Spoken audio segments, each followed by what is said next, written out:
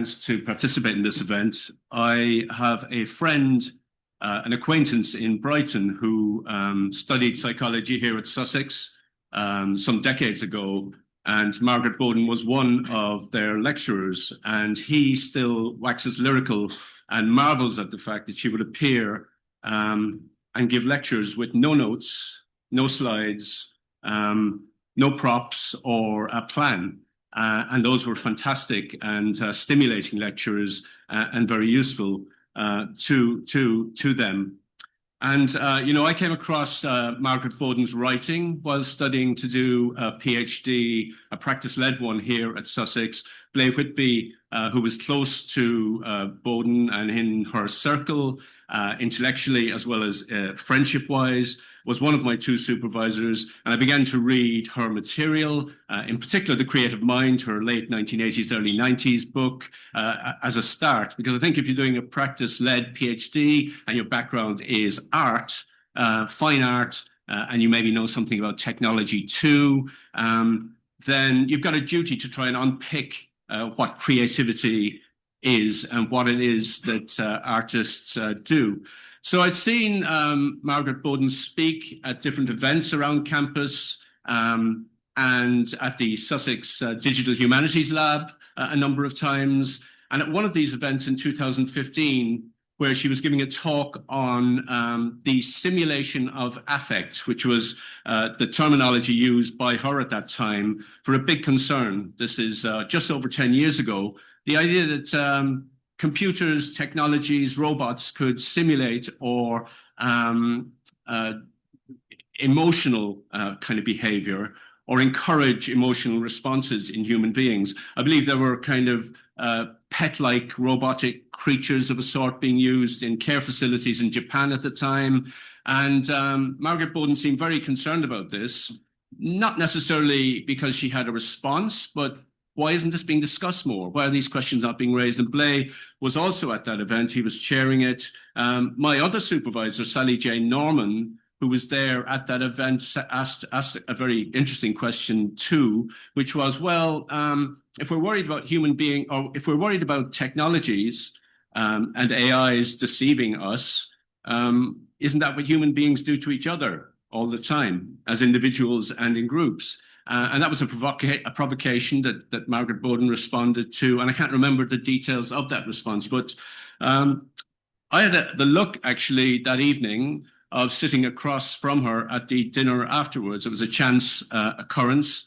And for me, it was a fantastic opportunity to chat with this towering figure whose books I'd begun to read. And she asked me what the subject of my ongoing PhD at the time was. And I said, artificial stupidity, at which point she kind of burst out laughing for a while. I wondered, are you laughing at me or with me? But I believe it was with the idea. And we had a great conversation afterwards. And I think from having read those texts, from talking to Blay, and also from that conversation, I may be wrong, but I got the measure of someone who was sort of beautifully politically incorrect in certain ways, not in offensive ways, was aligned to the formalities of science and also to an almost analytic philosophy approach. In other words, if something is true and it's been proven to be so, it doesn't really matter where it comes from.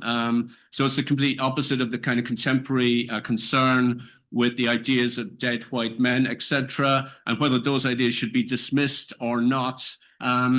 So that I found that really kind of interesting, and we had sort of good crack that evening.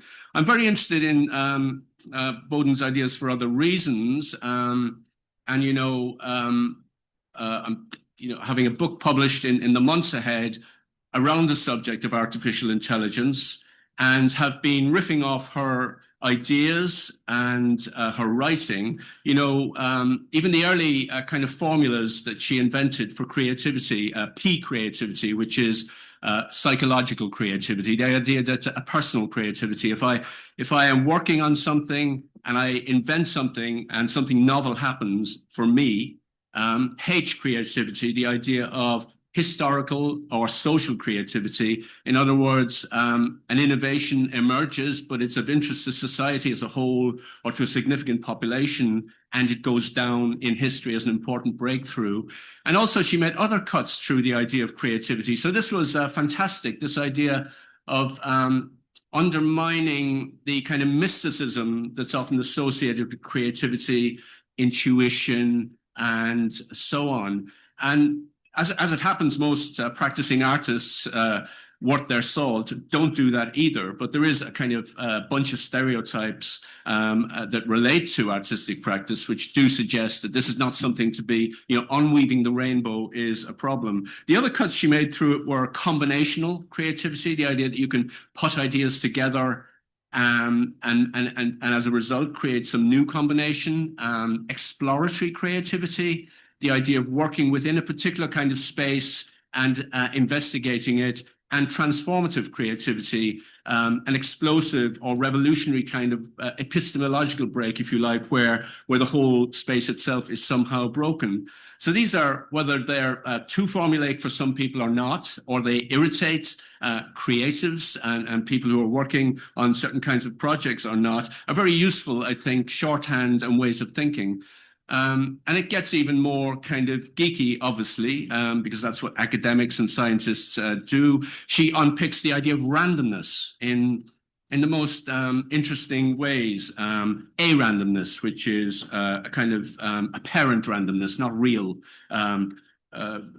E randomness, epistemological randomness. In other words, because of my inability to understand the situation, it appears random to me. So it's about the limits of human ability and our bodies of knowledge. And thirdly, a kind of or randomness, some kind of real randomness, which exists in the world. So all of this I find utterly kind of bizarrely fascinating to engage with.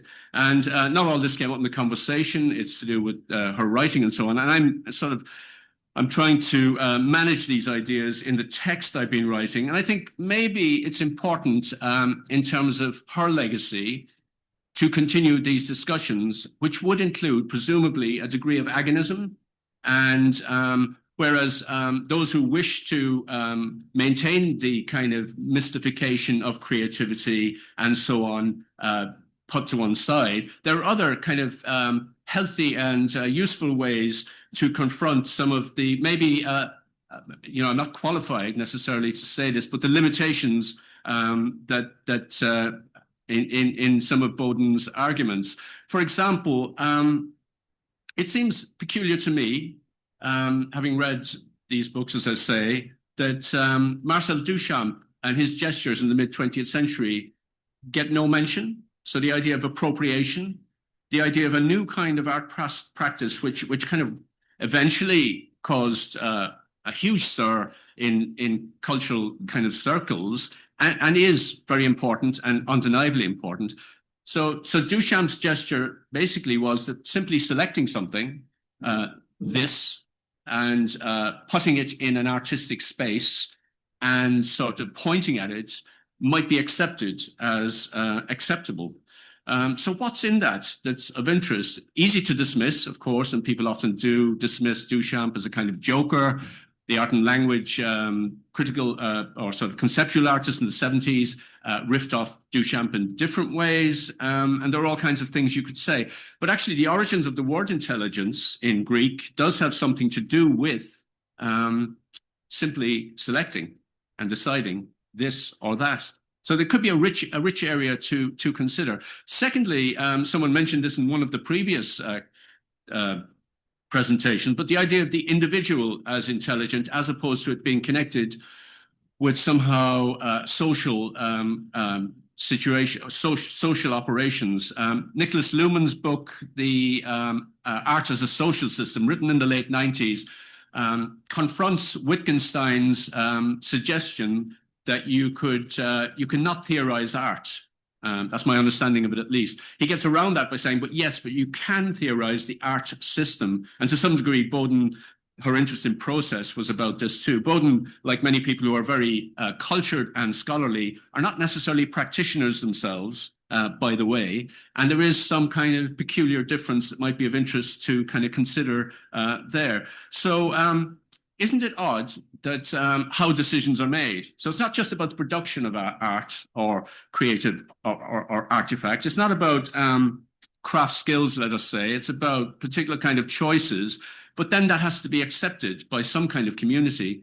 What is it that suggests that James Joyce's Ulysses is one of the most important novels in human history? How did that decision come about? It's not necessarily democratic, but nor is it completely down to one person, nor to Joyce himself, actually, or those that promoted the writing in the early days. So that social side, I think, is really something that could be given more attention in terms of how intelligence and creativity work. And lastly, just going back to randomness, her tendency was to dismiss randomness as unimportant for artists. Well, certain kinds of randomness. And most artists, once again, would dismiss the cliche, the stereotype of the artist as the free, flamboyant, creative,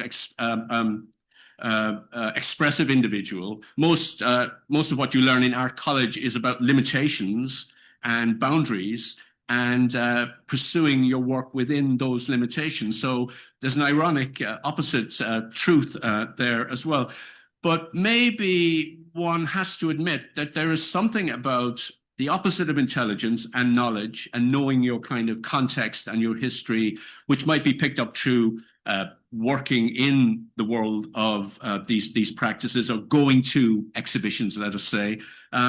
There's something about stupidity and ignorance and mistakes and randomness that is actually of value.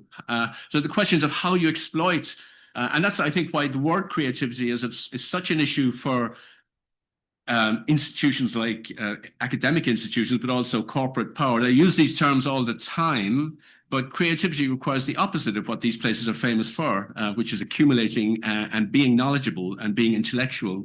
So I think I should finish what I'm saying. I seem to have got through most of this without any slides or notes or material. A complete opposite, perhaps, to what people are now taught on teacher training and what's encouraged, a kind of bureaucratization of education, from VLEs to lesson plans to kind of quite mechanical modes of delivery. But just to say that also last year, my mother passed away. And as a result, she was 2 or 3 years older than Margaret Boden. As a result, I've inherited all my father's books, my dad's book collection. He died 2 or 3 decades ago. And to my surprise, lo and behold, amidst his collection, I find Margaret Boden's The Creative Mind. He'd read that.